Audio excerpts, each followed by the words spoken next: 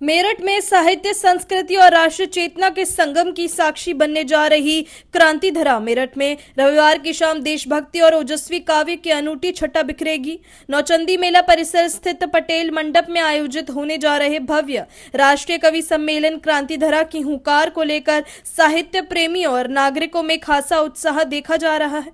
कार्यक्रम रविवार शाम 7 बजे से शुरू होगा, जिसमें देश के ख्याति प्राप्त कवि अपनी रचनाओं के माध्यम से राष्ट्रीय भक्ति, सामाजिक चेतना और सांस्कृतिक मूल्यों का संदेश देंगे। आयोजन को लेकर आयोजित पत्रकार वार्ता में विश्व हिंदू परिषद के केंद्रीय मंत्री आचार्य राधाकृष्ण मनोडी ने कहा कि भारतीय परंपरा में साहित्य सदैव समाज जागरण का सबसे प्रभावी माध्यम रहा है। वैदिक काल से लेकर आधुनिक युग तक कवियों ने अपनी लेखनी के माध्यम से समाज को नई दिशा देने का कार्य किया है।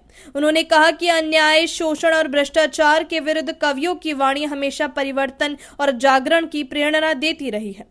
कार्यक्रम को आध्यात्मिक गरिमा प्रदान करने के लिए स्वामी प्रेमानंद पुरी का सानिध्य प्राप्त होगा। उनके आशीर्वचन कार्यक्रम की विशेष आकर्षण का केंद्र रहेंगे। कवि सम्मेलन में देश के प्रतिष्ठित कवि और कवयित्रियां अपनी रचनाओं का पाठ करेंगे। इनमें प्रोफेसर श्लेष गौतम, डॉक्टर शंभू शिखर, कमलेश शर्मा, राजकिशोर शर्मा, तुषार शर्मा, लटूरी लठ, विष्णु उपाध्याय, राजकुमार भरत, साक्षी तिवारी तथा कमलेश त्रिपाठी शामिल हैं। ये सभी कवि अपनी ओज, वीर रस, राष्ट्रीय भक्ति और सामाजिक सरोकारों से जुड़ी रचनाओं के माध्यम से श्रोताओं को मंत्रमुग्ध करेंगे। कार्यक्रम की संयोजिता तुषार शर्मा ने बताया कि कवि सम्मेलन में जनप्रतिनिधियों, प्रशासनिक अधिकारियों, साहित्यकारों, शिक्षाविदों और विभिन्न सामाजिक संगठनों के प्रतिनिधियों को आमंत्रित किया गया है। उन्होंने कहा कि यह आयोजन केवल साहित्यिक कार्यक्रम नहीं बल्कि राष्ट्रीय चेतना और सांस्कृतिक मूल्यों को सशक्त करने का एक प्रयास है। जैसे पत्रकार वार्ता आज आपने किस विषय के बारे में बुलाइए? मुख्य रूप से नौचंदी मेला होता मेरठ में और इसका बड़ा ऐतिहासिक महत्व है। हमारे सभी पंचांगों में मेरठ के नौचंदी मेला का जो है वर्णन आता है और भारतवर्ष के जितने भी प्रमुख मेले लगते हैं उनमें इसका बहुत बड़ा स्थान है। प्रांतीयकृत नौचंदी मेला समिति के द्वारा अनेक आयोजन होते ही हैं। इसमें से इस वर्ष 3 कवि सम्मेलन यहाँ पर हो रहे हैं और जिनमें से ये राष्ट्रीय कवि सम्मेलन कल 7 जून को सायंकाल 7 बजे से प्रारंभ होगा। इस कवि सम्मेलन का मुख्य उद्देश्य ये है कि जो आज मनोरंजन के साधन बनते जा रहे हैं कवि सम्मेलन, वो न बन करके वास्तव में समाज को जगाने का काम जो हमारे कवि करते आ रहे हैं। जितनी भी क्रांतियां हुई हैं समाज में, वास्तव में उसमें कवियों की बहुत बड़ी भूमिका रही है।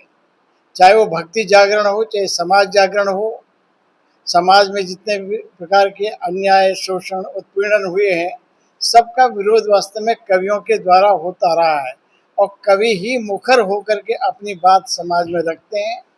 इसी उद्देश्य से देश के अनेक ख्याति प्राप्त कवि कल यहाँ कवि सम्मेलन में अपना काव्य पाठ करेंगे। राष्ट्रीय कवि सम्मेलन की संयोजिका अंतर्राष्ट्रीय कवयित्री तुषार शर्मा जी हैं। मैं चाहूँगा कि वो कवियों का परिचय कराएंगे, कौन कौन से कवि यहाँ पर आ रहे हैं, जिससे राष्ट्रीय कवि सम्मेलन का उद्देश्य पूरा हो सके। कल राष्ट्रीय कवि सम्मेलन कल 7 जून रविवार को नौचंदी पटेल मंडप में आयोजित होने वाला है और 7 बजे से ये कार्यक्रम शुरू होगा। तो इसमें देश भर से चयनित कवि जो लब्ध प्रतिष्ठित तो हैं ही, लेकिन राष्ट्र चेतना के कुछ ऐसे स्वर जो कभी मेरठ में नहीं आए, तो मैंने उनको चयन करके कि हमारे मेरठ को क्रांति धरा भी कहा जाता है और मेरठ कवियों का भी गढ़ है। तो ऐसी धरती पर अच्छे कवि कौन से हो सकते हैं, तो ऐसे देश भर से चुन चुन कर कवि बुलाए जा रहे हैं, जिसमें से सबसे पहले हास्य के एक बड़ा नाम है शंभू शिखर जी। वो हास्य भी और व्यंग भी बड़ा धारदार उनका व्यंग है, वो रहेंगे यहाँ बिहार से।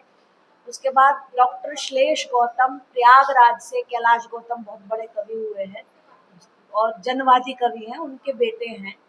डॉक्टर श्लेष गौतम कानून के प्रोफेसर हैं और हर विधा के सामर्थ्य उनके पास हैं और बहुत ओज के भी हैं, हास्य भी करते हैं, श्रृंगार भी उनके पास है, सामाजिक कुरीतियों पर भी लिखते हैं। उसके बाद श्री राजकिशोर जी ग्वालियर से हमारे मध्य में उपस्थित होंगे, जो लाल किले के गत 4-5 वर्षों से डिमांडेड कवि हैं और उन बादल कब बरसोगे उनकी सिग्नेचर पोएट्री है। और मेरठ के लोगों से मैंने सुना कि उनको सुनना चाहते हैं, तो फिर उनको भी आमंत्रित किया गया है। और उसके बाद है श्री लटूरी लट्ठ जी, जो टूंडला आगरा से हमारे मध्य में उपस्थित होंगे। हास्य के बहुत शानदार, व्यंग्य के बहुत शानदार कवि है और उनका जो व्यंग भी है बहुत इस तरह का है कि लोग समाज को जागृत करने के लिए बड़ा हास्य में कहने का काम करते हैं।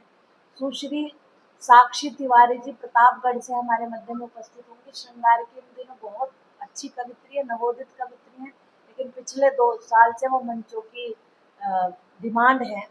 श्री लोकेश त्रिपाठी जी हमारे मध्य में प्रशासन के व्यक्ति हैं, अच्छे अधिकारी हैं और वो गीत गजल के बहुत अच्छे एक गीतकार हैं, वो भी हमारे मध्य में उपस्थित होंगे।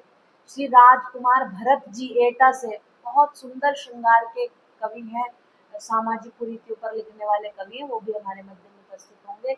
श्री विष्णु उपाध्याय जी फिरोजाबाद से हमारे मध्य में उपस्थित होंगे और ओज का ऐसा नवीन स्वर जो इन दिनों मंचों की जरूरत है, वो हमारे इस क्रांति धरा मेरठ की धरती पर नौचंदी के ऐतिहासिक कवि सम्मेलन में उपस्थित होकर अपनी कविताएं प्रस्तुत करेंगे। और डॉक्टर हरिओम पवार जी हमारे मार्गदर्शक हैं, उन्हीं की प्रेरणा से हम 3 वर्षों से कार्यक्रम करते रहे हैं, तो वो भी हमारे मध्य में आशीर्वाद देने हमारे मध्य में उपस्थित होंगे। और मैं कवित्री तुषा शर्मा, जो मुझे देश में और देश से बाहर काव्य पाठ करने का अवसर मिला है, भारत सरकार ने मुझे कई बार विदेशों में अपना प्रतिनिधित्व करने के लिए भेजा है, मैं भी अपनी कविताओं के साथ अपनी टीम के साथ मंच पर उपस्थित रहूंगी।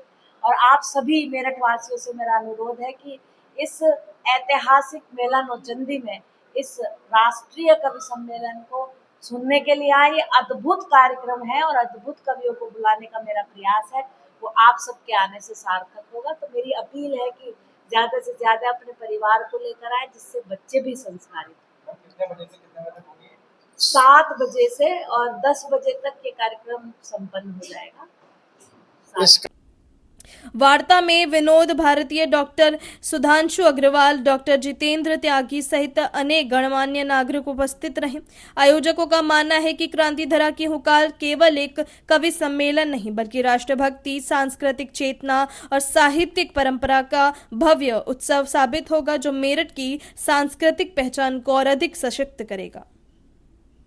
अपनी राय हमें कमेंट बॉक्स में जरूर दें। ऐसे ही लेटेस्ट अपडेट्स के लिए हमारे चैनल रॉयल बुलेटिन को लाइक, शेयर और सब्सक्राइब करना ना भूलें।